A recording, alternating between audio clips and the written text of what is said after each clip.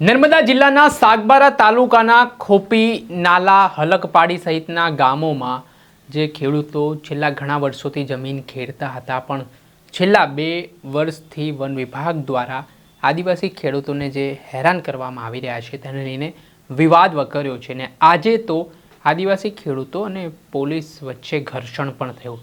ત્યારે આ બાબતને લઈને સાંસદ મનસુખ વસાવાનું મોટું નિવેદન સામે આવ્યું છે. શું કહી રહ્યા છે આ મામલા સંદર્ભમાં તે વિગતે વાત કરીએ. વૈષ્ણવજન તો તેને કહીએ જે પીડ પરાઈ જાનાને રે. દર્શક મિત્રો, નવજીવન ન્યૂઝમાં આપનું સ્વાગત છે. હું છું ફૈઝાન. નર્મદા જિલ્લાના સાગબારા તાલુકાના હલકપાડી, ખોપી સહિતના જે સરહદી વિસ્તારો આવેલા છે તે ગામોમાં જે વર્ષોથી ખેડૂતો જમીન ખેડતા હતા, હવે તેમને વન વિભાગ દ્વારા અટકાવવામાં આવી રહ્યા છે અને આને લઈને વિવાદનો મધપૂડો છંછેડાયો છે. આ ઘટનામાં ભારતીય જનતા પાર્ટીના ભરૂચ લોકસભાના સાંસદ મનસુખ વસાવા ખુદ મેદાને પડ્યા છે.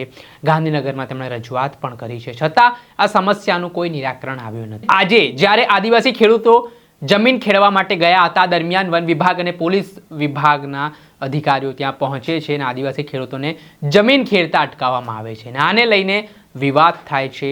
ભાજપમાંથી રાજીનામું આપનાર આદિવાસી નેતા લીલાબેન વસાવા સાથે પોલીસનું ઘર્ષણ પણ થાય છે. આ બાબતના સંદર્ભમાં સાંસદ મનસુખ વસાવાનું મોટું નિવેદન સામે આવ્યું છે. કેમ આ પરિસ્થિતિનું નિર્માણ થયું છે અને શું માંગ તેઓ પોતાની સરકાર સામે કરી રહ્યા છે, તેમની સાથે સીધી વાતચીત કરીએ. મનસુખભાઈ, આજે જે રીતે ઘર્ષણનો બનાવ સામે આવ્યો છે ખોપી ગામમાંથી વન વિભાગના અધિકારીઓ અને જે નેતાઓ છે આદિવાસી સમાજના, તેમના કઈ રીતે જોઈ રહ્યા છે આખી ઘટનાને? જો આ ખોપી ગામ એટલે સાગબારા તાલુકાનો, સાગબારા તાલુકાના ખોપી ગામ સહિત નાલ, ખોપી જેવા 11 થી 12 ગામના આદિવાસી ખેડૂતો જંગલની જમીન છેલ્લા 20 વર્ષથી ખેડે છે. 2002 થી ખેડે છે.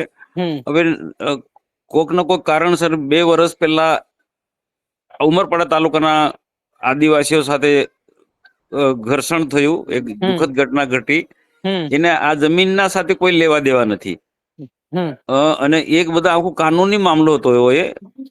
અને એ વન ખાતાના લોકો, પોલીસ ખાતા હોય એનો હાથો લઈ અને આ સાગબારા તાલુકાના 11-12 ગામના લોકોને જે ખેતી કરતા હતા, જંગલ ખાતાની જમીન ખેડતા હતા, એ રોકા ગયા વર્ષથી. તો ગયા વર્ષથી અમે સતત સરકારમાં રજૂઆત કરીએ છીએ. ગયા વખતે પણ મુકેશભાઈ પટેલને અમે રજૂઆત કરી, આખી વાત સમજાવી અને એમને ઉકેલવાનો પ્રયત્નો બી કર્યા એમને. પણ પછી એ મંત્રી પદથી હટી ગયા. પછી નવા મંત્રી આવ્યા નવી સરકારમાં, તો એમાં પણ અર્જુનભાઈ મોઢવાડિયાને અમે રજૂઆત કરી. અર્જુનભાઈ મોઢવાડિયા સાથે મિટિંગ કરી. રાજ્ય કક્ષાના મંત્રી પ્રવીણભાઈ માળી, જે નર્મદા જિલ્લાના સહપ્રભારી છે, અમારા ઈશ્વરભાઈ પટેલ પ્રભારી, એ મિટિંગમાં હતા. અમારા આદિજાતિ મંત્રી નરેશભાઈ પટેલ, ગણપતભાઈ વસાવા અને અમારા જિલ્લાના બધા વરિષ્ઠ આગેવાનો સાથે ગાંધીનગર મિટિંગ કરી. આ સાગબારા તાલુકાના પણ 10-15 જે આગેવાનો અમારી સાથે હતા, આ વિસ્તારના જે ખેતી કરે તે.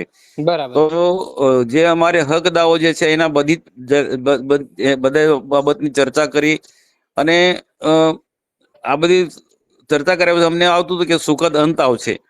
પરંતુ જયારે વરસાદ પડ્યો, જમીન ખેડવા ગયા, તો પછી ફરી પાછા એમને અટકાવ્યા અને અટકાય એટલે ઘર્ષણ ખાસું થયું. એટલે એના અનુસંધાને ગઈકાલે અમે ખોપી ગામે બધા સંમેલન કર્યું એ લોકોની સાથે. અને સંમેલનમાં બધા જ લોકોએ કીધું કે ભાઈ 20 વર્ષથી જંગલની જમીન ખેડે છે, તો આ સાગબારાના તાલુકાના ખેડૂતોને તમે જમીન ખેડવા દો અને આખો જીવન નિર્વાહ આ જમીન પર આધાર છે. એના સિવાય બીજી કોઈ જમીન નથી ને 1-2 ગામના ખેડૂતો નથી, 12-14 ગામના લોકો આના પર નિર્ભર છે. આખો આ જમીન પર જ આખો પરિવાર આ બધાનો નિર્ભર છે. તો આના જો જમીન છીનવાઈ જશે તો એમને જીવન જીવવું બહુ મુશ્કેલ છે.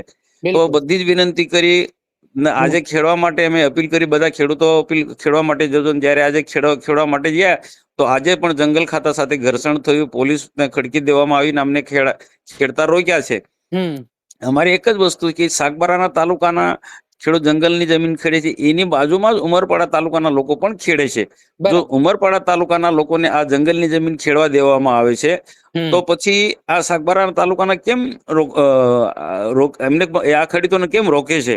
કાયદો બધા માટે સરખો હોઈ શકે. જે ઘટના ઘટી છે એનો કાનૂની દ્રષ્ટિએ ઉકેલ લાવી શકાય, બીજી ઘણી બધી રીતના એનો ઉકેલ લાવી શકાય.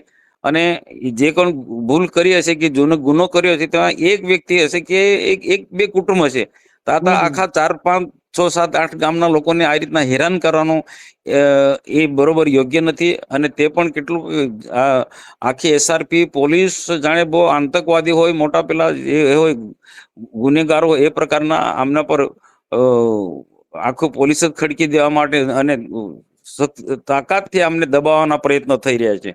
તો એના માટે આજે પણ મેં મુખ્યમંત્રીને પત્ર લખ્યો કે આ લોકો ખેડવા ગયા છે ત્યાં અને એમને રોક્યા છે, અને નારાજ થઈ અને એ લોકોએ ત્યાં ધરણા પર બેસવાનો કાર્યક્રમ નક્કી કર્યો છે.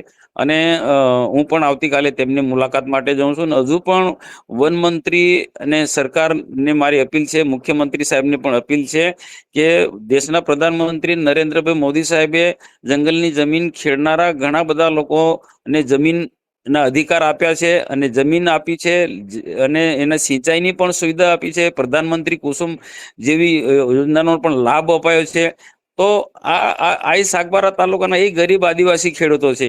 તો બીજા બધા લોકોને જે રીતના જંગલની જમીનો એમનો અધિકાર મળ્યો છે તો આમનો પણ અધિકાર છે. 20 વર્ષથી આ જંગલની જમીન ખેડે છે. અને મારે એમ કેવું છે કે કદાચ એમને જંગલની જમીન ખેડતા રોકવા હતા, જંગલ બચાવવું હતું, તો 20 વર્ષથી અત્યાર સુધી કેમ ખેડવા કીધું? જે તે સમય કેમ રોક્યા નથી? અને સાથે ઉમરપાડા તાલુકાના લોકોને તમે ખેડવા દો છો. તો આ બેધારી નીતિ જે છે જંગલ ખાતાની, એ કોઈ પણ સંજોગોમાં ના ચલી દેવાય.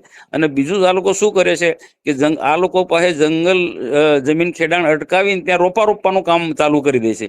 આ તો બહુ નિમ્ન કક્ષાનું એમનું વ્યવહાર છે આ જંગલ ખાતાનો. એ મને સમજાતું નથી કે કઈ રીતના આ લોકોને એમને સમજાવવાનું. જેટલું પણ અમે બધા જેટલું વન ખાતાના કાયદાની જે વાતો છે, જંગલ જમીન ખેડનારા ને કઈ રીતના મદદરૂપ થઈ શકે, ભૂતકાળમાં કઈ સરકારમાં ક્યાં કેટલું મદદરૂપ થયું છે, કેટલી જંગલની જમીનો મળ્યા છે, આદિવાસીઓને કેટલા હક મળ્યા છે, બધી જ બાબતની અમે ચર્ચા કરી છે. અને એની રીતે પણ એમને મદદરૂપ થઈ શકાય. પણ કોઈક ને કોઈક કારણસર આ લોકો સાગબારાના તાલુકોને ઈરાદાપૂર્વક આમને આ જમીન છોડવાના જંગલ ખાતાના લોકો પ્રયત્નો કરી રહ્યા છે. ચોક્કસથી ખૂબ ખૂબ આભાર, તમે જોડાયા સાંસદ શ્રી ને અમારી સાથે ચર્ચા કરી. જે આપે સાંભળ્યા હતા સાંસદ મનસુખ વસાવા, તેમણે આ સમગ્ર ઘટના મામલે ખુલાસો કર્યો છે ને આજે અવારનવાર ઘર્ષણના બનાવો બની રહ્યા છે તે મામલે તેમણે સમાજને શાંતિ જાળવવા માટે અપીલ કરી છે ને શાંતિપ્રિય રીતે ગાંધી ચિંધ્યા માર્ગે આંદોલન કરવાની વાત પણ સાંસદે કરતા હવે રાજકારણ ગરમાવાની શરૂઆત થઈ છે. દર્શક મિત્રો, આવા નવા વિડીયો સાથે આપણે માહિતગાર કરતા રહીશું, પડે અપડેટો આપના સુધી પહોંચાડતા રહીશું. એટલે તમારી નવજીવન ન્યૂઝ જોતા રહો, લાઇક કરો અને વધુમાં વધુ શેર કરો.